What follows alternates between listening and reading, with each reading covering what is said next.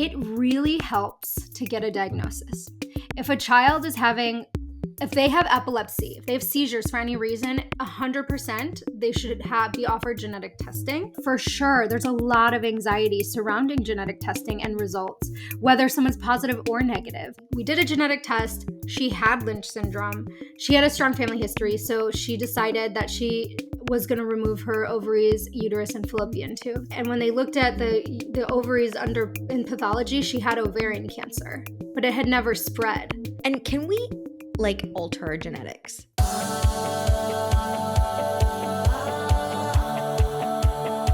Did you know that over 1 in 2 people will be diagnosed with a genetic condition that does not run in their family?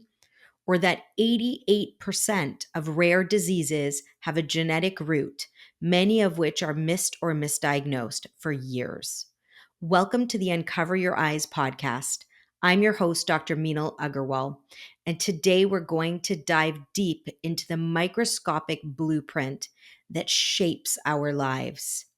My guest today is a nationally recognized and board-certified genetic counselor, Dena Goldberg, who helps patients decode the information in their DNA and, more importantly, what to do with it.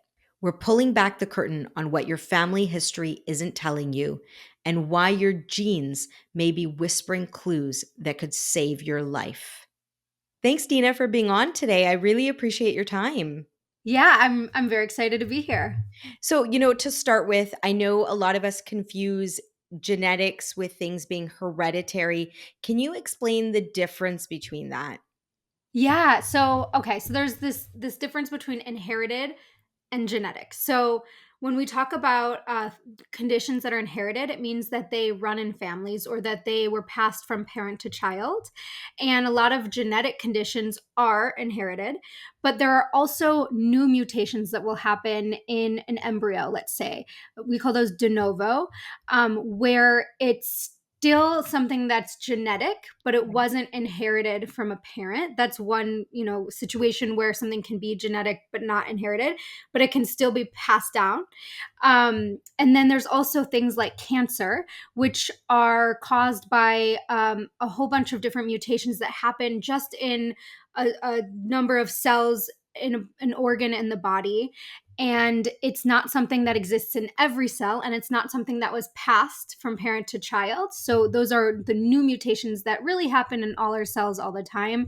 And typically our body has repair mechanisms, but in the case of something like a cancer, all cancers are caused by genetic changes, but most of them are not inherited from a parent. Right. So it just affects a small group of cells in the body. So that can be really confusing because when we think about genetic testing, a lot of times we're thinking about things running in families, but that's just not always the case with genetics. So how do you know if you should be having genetic testing, and at what age should you be going for this? Yeah. Okay. So when we think about the term genetic testing, it can mean a lot of different things. So if we back up a little bit, when we think about genetics in general, it's our genome, it's our DNA, and it's the blueprint of what makes our body function and how it functions. And so there are a lot of different ways to look at our genes, our chromosomes, our RNA. Like there's all these different parts of the cell and parts of that what make up our genome that we would look at. And there's different technologies for that. And then there's different indications for it. And so I like to kind of give this example about when people ask when they should have genetic testing, there's a lot of situations where it can help somebody in their healthcare. So that starts from pre-birth, right? Looking at people's risk of passing on a condition. So that's preconceptional genetic testing or genetic counseling. And then there's testing embryos for conditions, right? That's all pre-birth. Then you have prenatal, which is things like non-invasive prenatal screening or the genetic testing that gets done, during pregnancy, looking at fetal DNA floating in mom's bloodstream.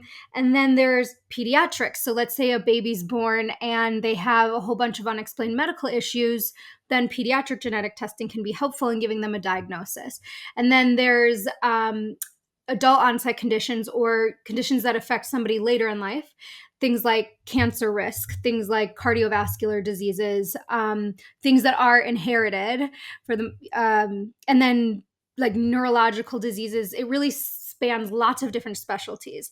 And so it's hard to answer, when should someone get genetic testing, because there's so many answers to that question. Right. But what I specialize in personally in my clinic and in my practice is really adults who want to understand what their risks are and how they can personalize their screening based on a combination of family history information, personal history information, and genetic testing.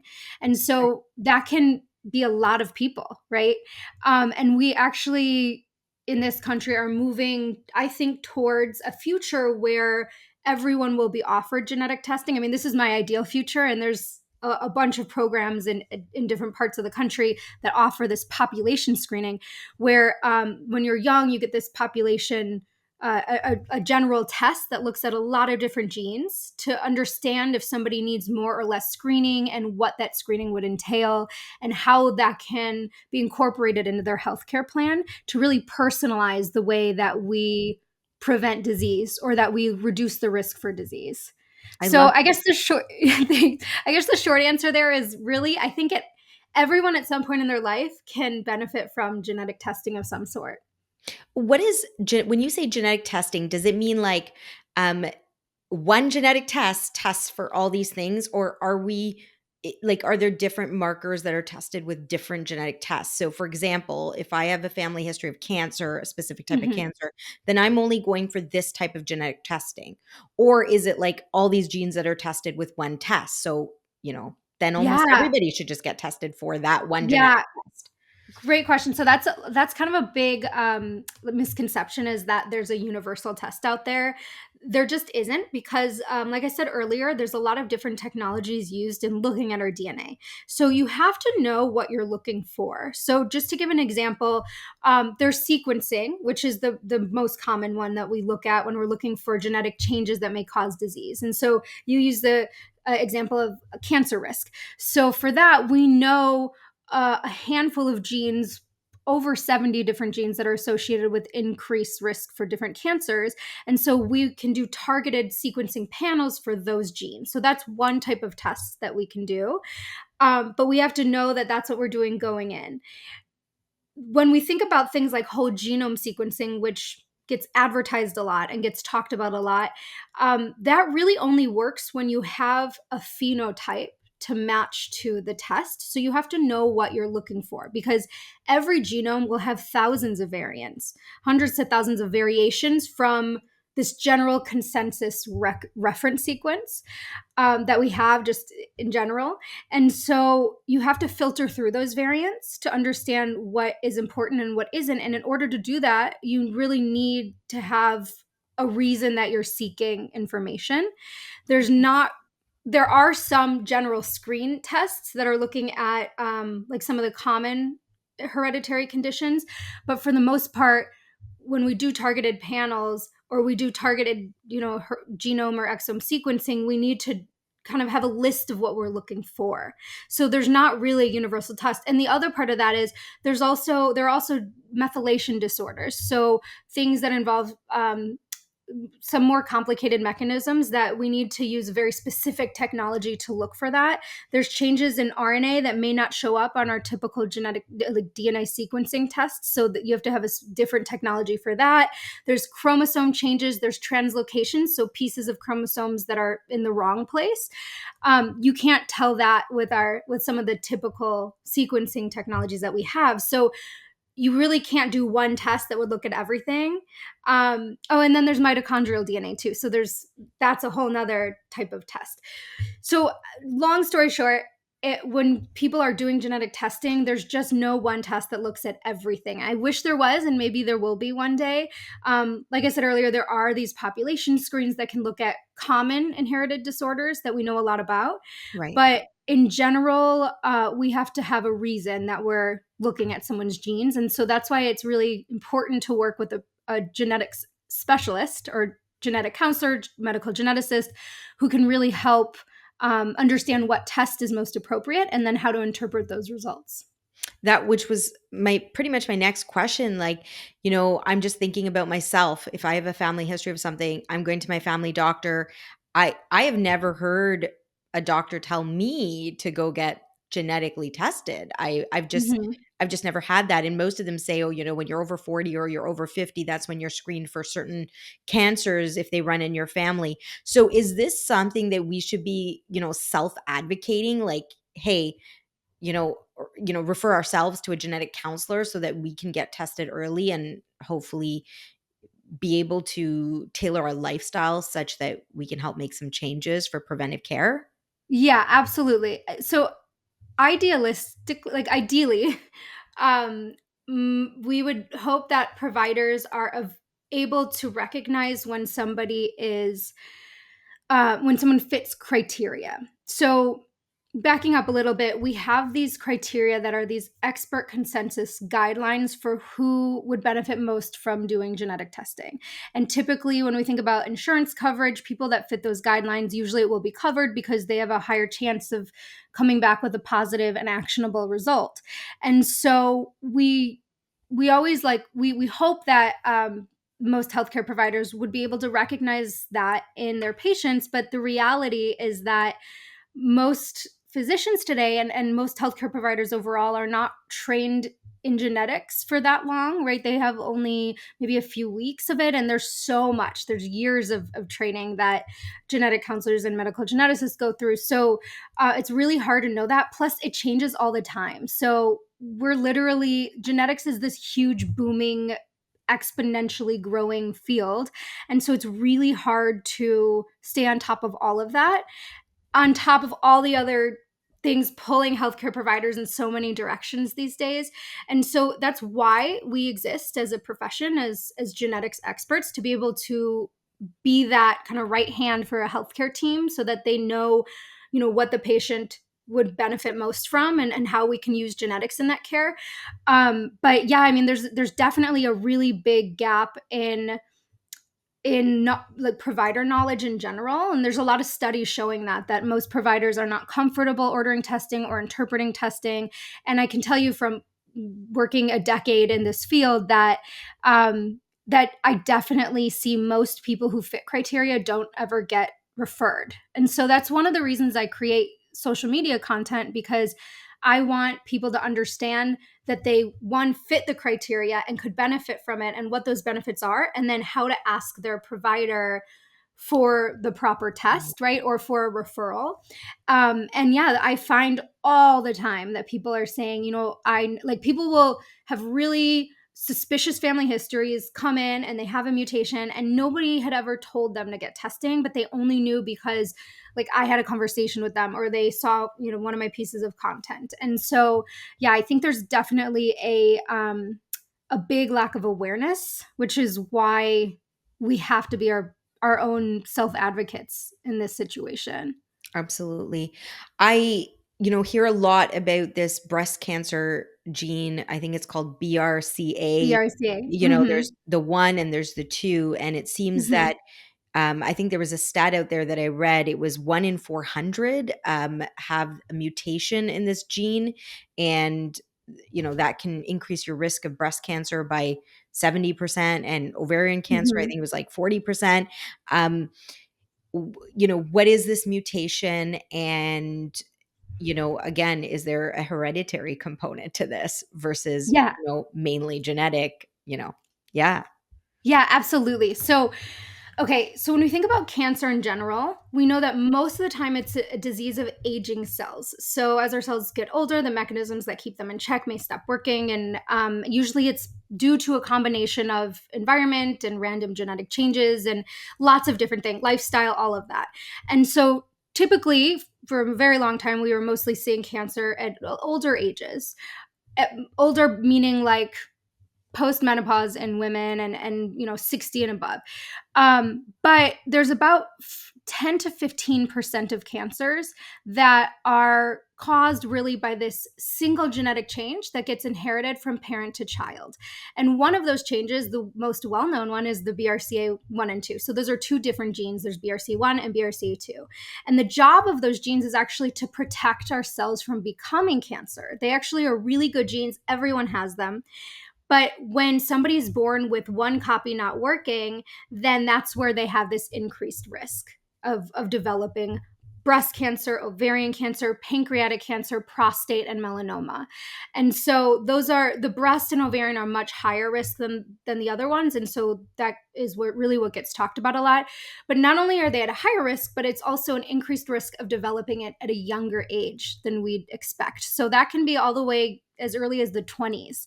And so because of that, it's so important that if somebody has that genetic change that increases that risk in BRCA1 or BRCA2, that they know that information, because there's a lot of action that they can take to reduce that risk.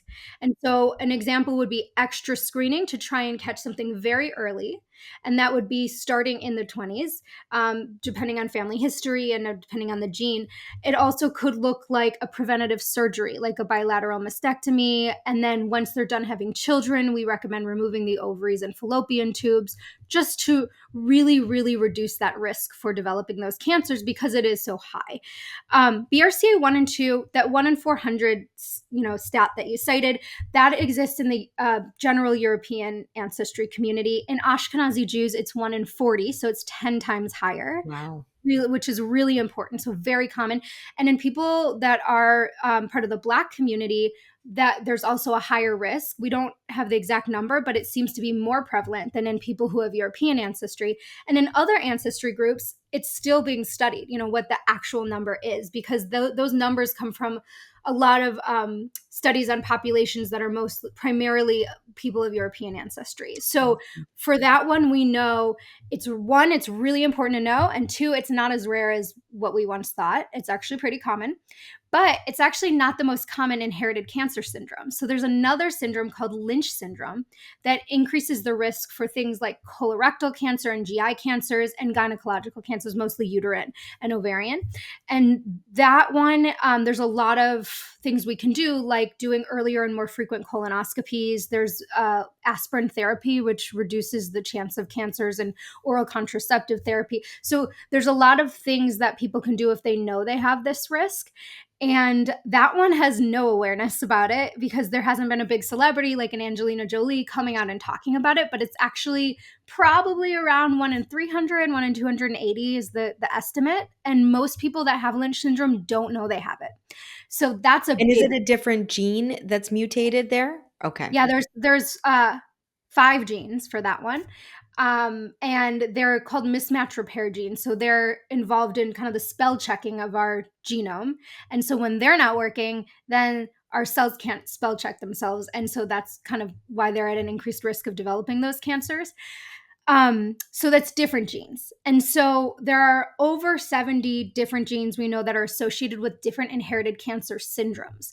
And so a lot of times, historically, people were only tested for BRCA1 and 2, but now for breast cancer, we have a whole handful of genes we know are associated both with a really high risk and a moderate increased risk. All of them have clinical actions that we can take to lower that risk, depending on the gene and depending on a person's history. But yeah, I mean, so really the standard of care now is doing these large panels, because what we once thought was just was a type of cancer just associated with BRCA1 and 2. Now we see, okay, there's overlap with some of these other inherited cancer syndromes.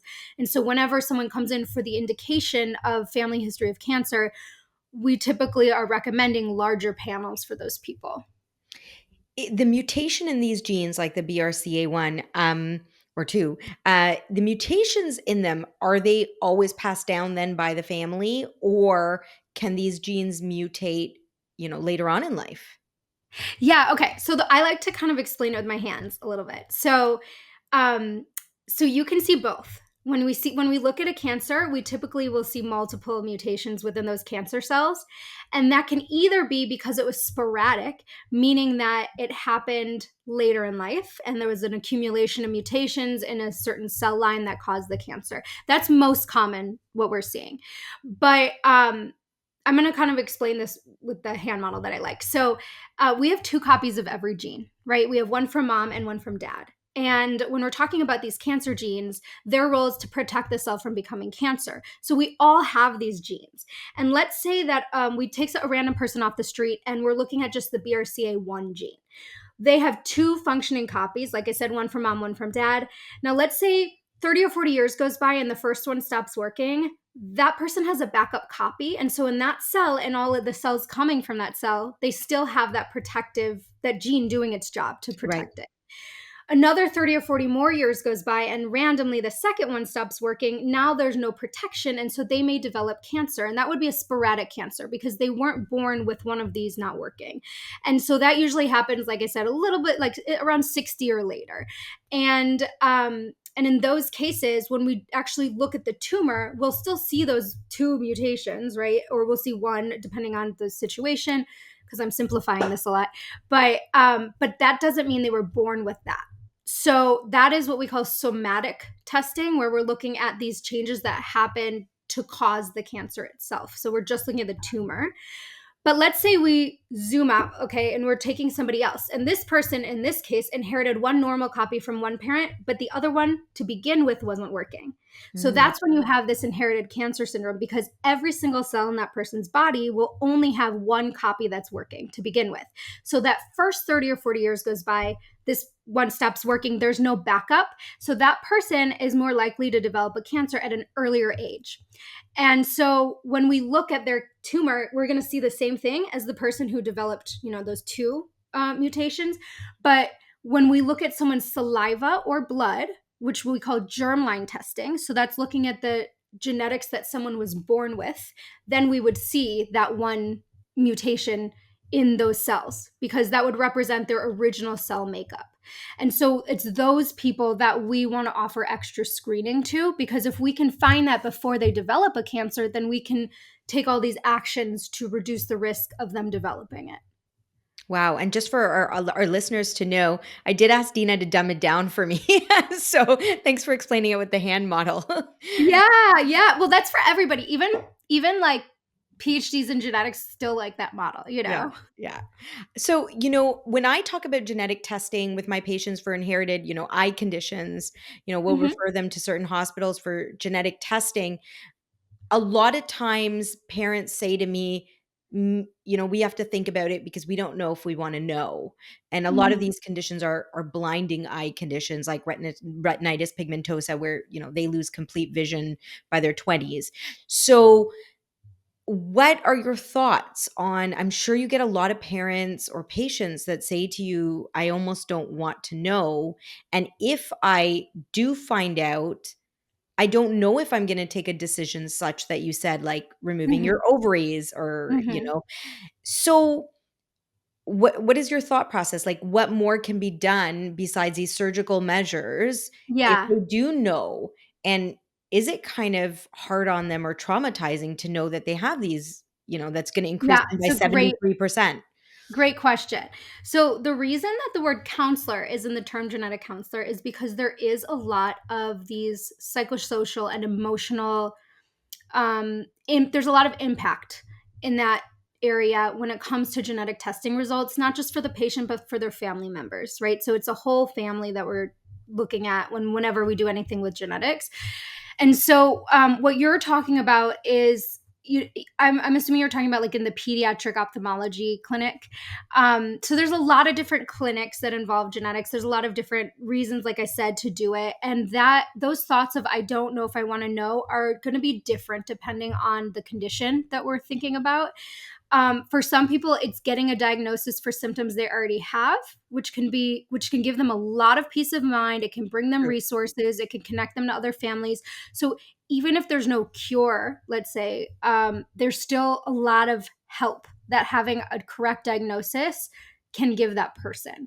And I think that when we talk about doing genetic testing, it's definitely up to the patient, right? It's their body, it's their information. We never try and tell people they have to do it, but I think it's really helpful to talk through the benefits and the pros and cons of doing the test and of having this information.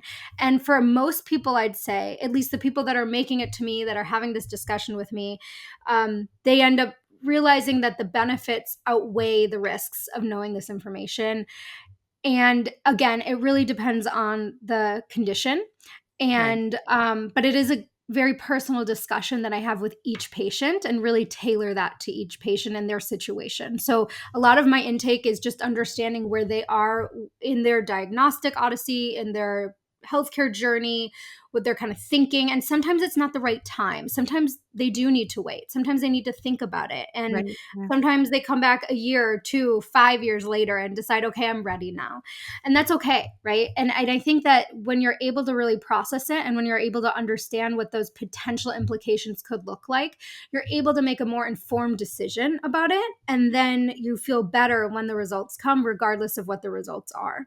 So that pre-test genetic counseling session is very heavy in kind of the counseling in discussing what the potential outcomes could be. But for sure, there's a lot of anxiety surrounding genetic testing and results, whether someone's positive or negative.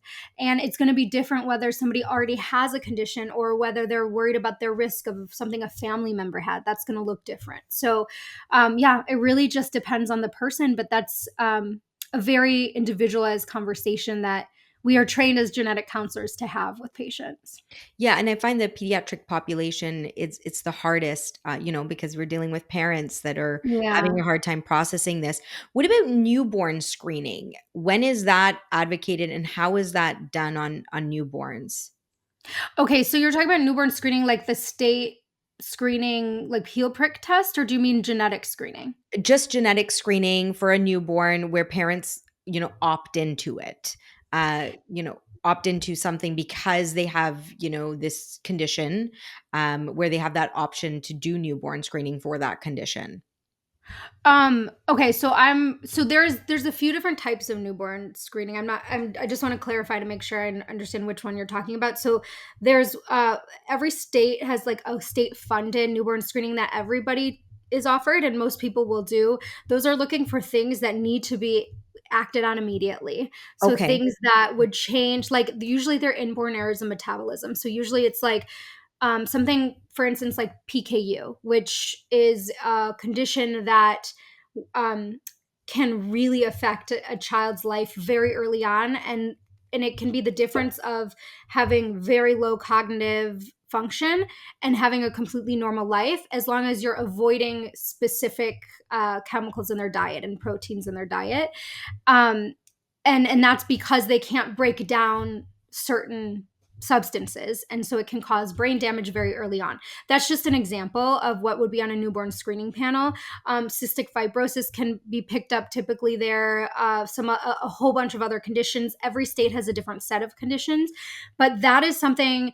It's not always genetic screening. It's also looking at kind of biochemical markers in this heel prick that's being Okay. done, and that will allow a pediatrician to really understand if there needs to be medical intervention right away. And that's very normal. It's a very routine thing in this country, in the US at least. Um, and so that's one type of newborn screening. Then there's also newborn genome screening, which is something that's very new and it's being done at different research institutions, especially with babies who are in the NICU who may have a collection of different medical issues that are unexplained. And that would be looking at their whole genome. And there's definitely a different set of ethics and a different conversation surrounding that. So Wow. I'm wondering, is that the one you're talking about? Or are you talking about No, I more think I was talking about the first like, one, but I actually didn't even know that newborns are screened. I have 3 kids. I'm sure they were screened, and I have no idea about it. yeah, Um, what state were they well, born I'm in in? Canada, and, I'm positive they Oh, were screened, and I was just so delirious, I had no idea, but, I mean, it's interesting to see that because I don't know if so many parents know that they're off the bat screened for this. I didn't know that. So that's interesting that we're not having to opt into those life-changing, diseases yeah. because they're already screened for these things. Um, Yeah. I'm not sure about how Canada works, but I would assume it's the same. But they are so actionable so early on. And so it is really important. And in the US at least, it's more of an opt out than an opt in. So like uh, it's kind of like a regular thing that you really have to opt out of. And honestly, I do not know why anyone would opt out of it because it is such important information and it completely can change the life of an infant who has one of these conditions that because they'll only get picked up on newborn screening. There's no other time that they would be tested until they already have either brain damage or other types of disability that could have been prevented by very simple interventions. And what about, children that are 7, 8, 9 years of age with developmental delays, or Mhm. they're just not functioning to the level, at school that they should be? How do we know as a parent that, we need to advocate for genetic testing for these children? So, okay, so I'm just gonna put the little disclaimer. I'm not a pediatric genetic counselor by my special or my background isn't in it. I am trained in it in school. We all have to be trained in it, but it's not my expertise. However, I do have a special passion because I have a sister with a chromosome abnormality. My mom's a pediatrician, so what I can tell you from kind of the sibling side as well as the provider side is Mm, that it really helps to get a diagnosis. If a child is having if they have epilepsy, if they have seizures for any reason, 100% they should be offered genetic testing because there's a lot of underlying genetic causes for that. And if we could figure that out, there may be treatments that are tailored to that specific situation. There are resource groups that can really help. Some people are able to get like preventative medical care funded or treatment funded more if you have a diagnosis. It's easier to get funding. And then there's also like just having a community, like joining a community of other parents who have children with the same exact condition, being able to kind of see what it could look like in the future for that child, being able to understand state and like federal resources that might be available through that community, right? There's just so much to be said about having a community. And many times it's hard to find that community if you don't have an exact diagnosis. And also, a lot of times it gets blamed on something that happened like birth trauma or preemies that they just say, okay, they were premature, that's why they have it. yeah, Well, maybe they were premature because they had a genetic syndrome underlying that caused that. And it can also take a lot of blame off of the parent because obviously a parent would feel so there's no way to not feel like there was something that could have been prevented that you did, right? In certain situations, or something you were exposed to during pregnancy. And a lot of times that's not the case. And so to really understand that there was un there's something not in your control because there was a random genetic change that happened, and that's the cause for your child's issues, can really take this weight off a parent when it comes to their own self blame, right? yeah, So there's so many benefits to doing genetic testing for developmental delay, cerebral palsy, epilepsy, autism, right? And so yeah, so that's what I would say. Just as being a member of a family with a sister with special needs and the provider, I've seen just only good things come from understanding somebody's diagnosis. absolutely. And talk to me a little bit about, the genetic component in fertility. So, Mhm. my understanding, there's a genetic component, or there can be a genetic component there with infertility. I don't know that much about it, but what's your take on it, and what should people be looking for? Yeah, so there's a lot of reasons that somebody could have infertility. One of them is that they have some of their chromosome part of their chromosome is actually in the wrong place, but they have the correct amount of genetic material. So they may carry something called a balanced translocation.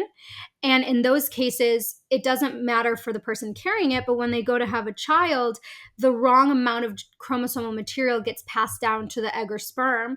And so that causes a lot of like it causes miscarriages, it causes very early on miscarriages where you don't even know you're pregnant. So it looks like infertility. And so that's one reason that people have recurrent miscarriages. And so whenever somebody has, I think it's more than two, um, then they really should ask their provider to look at their chromosomes because that could be something. A lot of times we test what we call the product of conception. So we test the miscarried tissue if that's available, and we can see sometimes chromosome changes there that can help.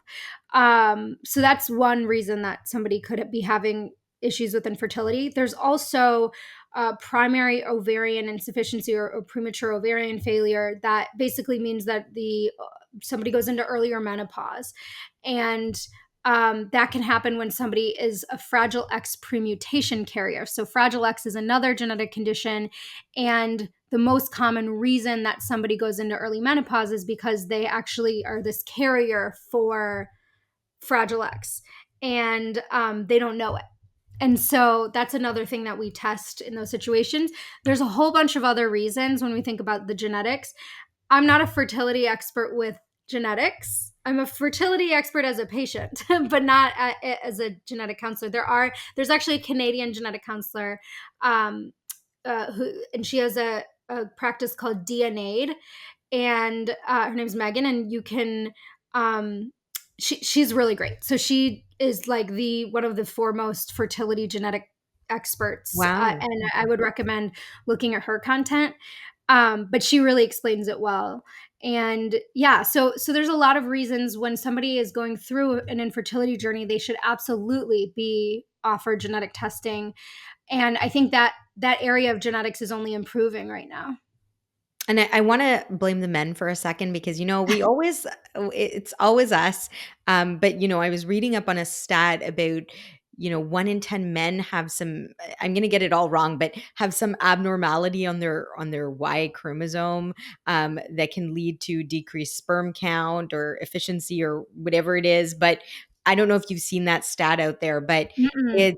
but I was reading that and I was like, good. Okay. So they might have a problem. Right. Oh, absolutely. I don't remember the exact stat, but I know like I'm I think it's something around I can't I probably shouldn't quote a number, but I think it's almost like half of cases of infertility are from male factor issues.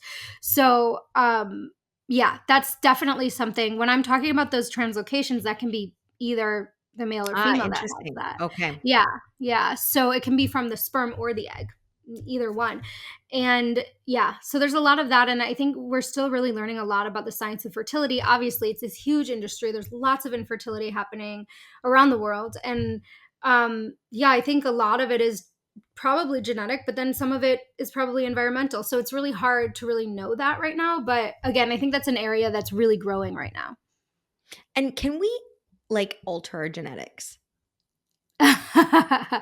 Okay, great question. So I know people talk about wanting to do this in the biohacking area. Mhm. But Mhm. the way it works is that we come from the embryo we come from has our genetic code in it. And so every cell that comes from that has the same genetic code.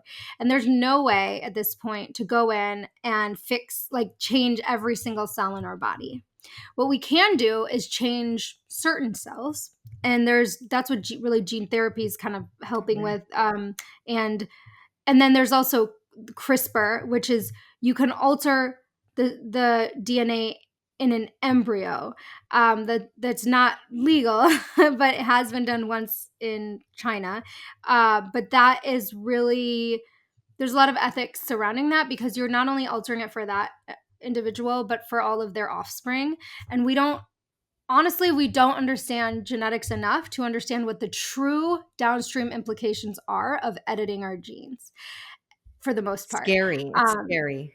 it is. It is. So there's no once you're an adult, there's there's lots of therapies, and I am not an expert in that, so I can't really speak to what those look like.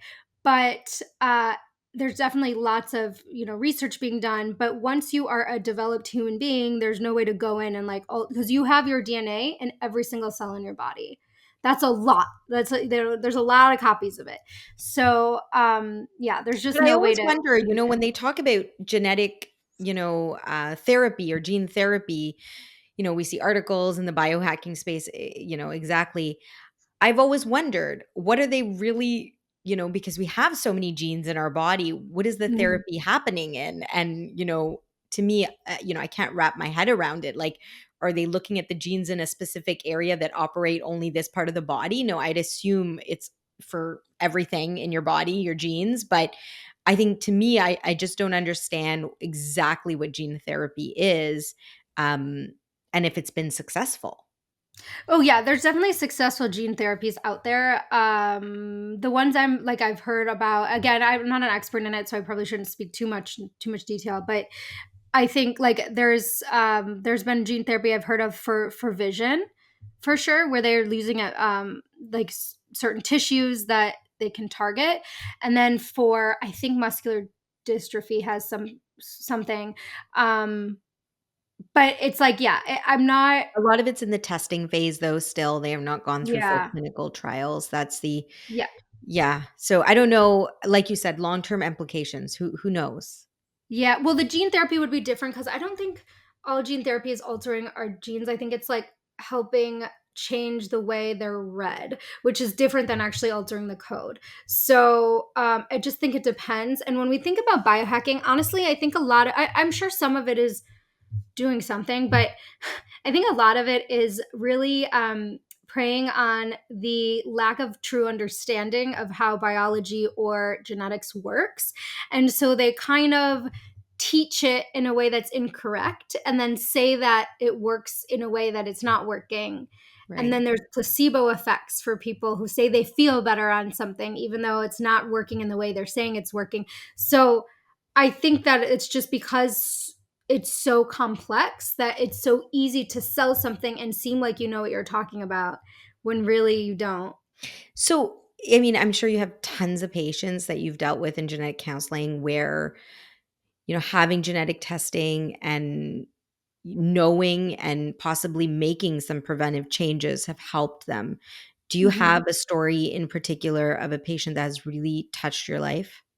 Yeah, I'd say there's one situation that used to happen. So when I worked in academia, I this actually happened more than once. But I was working a lot with people with that syndrome, Lynch syndrome that I talked about. And but there's one patient in particular who I we did a genetic test. She had Lynch syndrome. She had a strong family history, so she decided that she was going to remove her ovaries, uterus, and fallopian tubes. And so she went in and they removed it. And when they looked at the ovaries under in pathology, she had ovarian cancer, but it had never spread. And so had she not had that surgery, she it would have spread and probably taken her life. But because she found out she had Lynch syndrome and she acted on that and had her ovaries removed, she was able to avoid that. And they were so appreciative that they like donated all this money in my name to the hospital because I was able to Wow. get What an them. honor. Oh my god, I just got goosebumps. Yeah, yeah. And that happened twice, 2 times that I know of where a patient got their ovaries out and there was ovarian. And ovarian is very hard to detect. So it's one of these cancers that we don't have very good screening for. And so that's why the gold standard right now is just removing the ovaries when you're done with childbearing. I mean, it has to be like there's a balance of not going into too early of menopause, but also um, preventing cancer. So it's a whole discussion that people have with their providers. But yeah, in that situation, I think she was like in her later 40s, maybe, and maybe, yeah, maybe 50. But anyway, it was the right decision and it was a life-saving decision because of knowing that genetic information. So that's one that kind of always sticks with me, and that's why I think about this a lot. I've also had patients like there was a very high profile patient who was diagnosed who has a BRCA mutation who didn't have her ovaries out, and then she was diagnosed with ovarian cancer. And I had another patient literally just randomly write to me thanking me for helping her get her diagnosis because of being a BRCA carrier, because it allowed her to act on that immediately. And she realized that if she hadn't, she could have ended up like this person that was sharing their story in the news. So that was also really um, impactful to me, was just having someone Absolutely. randomly reach out and thank me for that information. What a great accomplishment. Thank you Yeah. so much, Dina, for your time today. I truly believe that, this is the future of medicine. I'm sure you already Yes. believe that, but Yes. this is the future. And, it's just for us who don't understand the field and don't understand genetics completely. I mean, this was just a baby step. We're just getting started to learn about it. So thank you. Can you tell our listeners where they can find you? Yeah, absolutely. So I create content on Instagram and TikTok and have recently moved over to YouTube. So you can find me as Dena, Dena, DNA. So that's what you can search. I think on Instagram it's like Dena.dna, and on TikTok it's Dena DNA, and on YouTube I don't even know that. I think it's just Dena We'll DNA. link it But all. Don't worry in the show yeah, notes. okay, perfect. Yeah, so those are where I create a lot of content. I try to really engage. If people ask questions, I like to answer them. And so there's that. And then I also have a private practice where I see people across the country with telemedicine, depending on the state they live in, if I have a license there or if there's licensure at all. And so that is my practice is called Malibu Genetics. So it's malibugenetics.com, and you can learn more information about that. I practice with kind of a concierge model, so everything is cash pay, but it's very affordable. And I work with a lot of people who can't get seen in the traditional clinics because they don't have a known family history, because they're adopted, they're donor conceived, their family doesn't talk, and they still want that information, or people who are just healthy and want to understand, how genetic testing can help with being proactive about their health. And then I see like the traditional people with cancer family history and other issues they have questions about. So yeah, so you can find me on social media or see me in clinic. That's so great. Thank you, Dena, for your time today. Thank you, listeners and viewers, for tuning in. If you want to catch more episodes of Uncover Your Eyes, make sure to follow or subscribe on your favorite podcast platform and on YouTube. To learn more about me, follow me on Instagram at dr.Meenal Agarwal. Until next time, keep those eyes uncovered.